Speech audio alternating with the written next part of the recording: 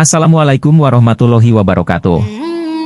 Kembali lagi ke channel Kisah Sejarah. Kali ini kisah sejarah akan menceritakan tentang kehebatan Panglima Besar Jenderal Sudirman. Kisah kesaktian keris yang dimiliki Panglima Besar Jenderal Sudirman. Siapa yang tidak kenal dengan Panglima Besar Jenderal Sudirman ini? Semuanya juga tahu bahwa Panglima inilah yang bergerilya menghadapi sekutu meskipun dalam keadaan sakit.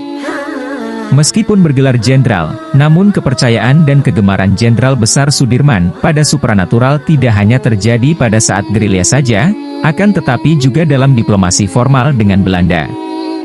Sebelum lanjut menonton, mohon like, subscribe dan share video untuk support channel ini supaya terus berkembang. Agar bisa terus mengulas tentang sejarah. Mari kita sama-sama simak kisah kesaktian keris Jenderal Besar Sudirman. Siapa sangka, Jenderal Sudirman ini sebenarnya ahli dalam hal mistis. Jenderal Sudirman mampu menjatuhkan pesawat Belanda hanya dengan meniupkan bubuk merica. Sungguh hal gila yang pernah kita dengar, sungguh di luar nalar. Akan tetapi, hal ini jelas dan terbukti oleh kesaksian teman Jenderal Sudirman yang dituturkan kembali oleh anaknya yang bernama Muhammad Teguh Sudirman.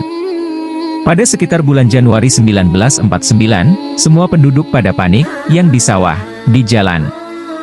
Semua orang berlari menuju rumahnya masing-masing, ada juga yang bersembunyi di balik pepohonan karena ada pesawat Belanda yang sedang mencari-cari para gerilyawan. Pesawat tersebut bisa saja menjatuhkan bom dan peluru ke mereka.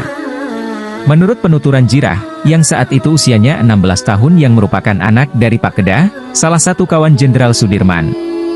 Waktu itu Jenderal Sudirman sedang berkunjung ke rumah Pak Kedah. Jirah menguping pembicaraan Jenderal Sudirman dan ayahnya, Pak Kedah serta beberapa orang lagi. Di dalam rumah Pak Kedah nampak laki-laki yang memakai beskap dikelilingi oleh beberapa orang termasuk ayahnya. Laki-laki itu biasa dipanggil Kiai Ine. Kiai Ine mengeluarkan keris dari balik pinggangnya dan ditaruh di hadapannya. Tangannya merapat dan mulutnya komat-kamit seakan membaca sesuatu. Ajaib, keris itu bisa berdiri dengan ujungnya ke atas menghadap langit-langit. Bersamaan dengan itu, terdengar bunyi pesawat Belanda yang semakin mendekat. Doa pun dibacanya dengan agak nyaring, kemudian keris menjadi miring lalu jatuh ke tanah. Bersamaan dengan jatuhnya keris itu, suara pesawat juga hilang, tidak terdengar lagi. Menurut Jirah, ada seorang pengawal Kiai Ine bercerita bahwa keris dan doa tersebut telah menyamarkan rumah dan kampung tersebut dari penglihatan tentara Belanda. Jirah merasa penasaran dengan laki-laki yang memakai beskap itu. Dari curi-curi obrolan para tamu dan ayahnya, Jirah mendengar samar-samar bahwa orang yang berperawakan tinggi, kurus dan pendiam itu dipanggil Kiai Ine atau Jenderal Sudirman.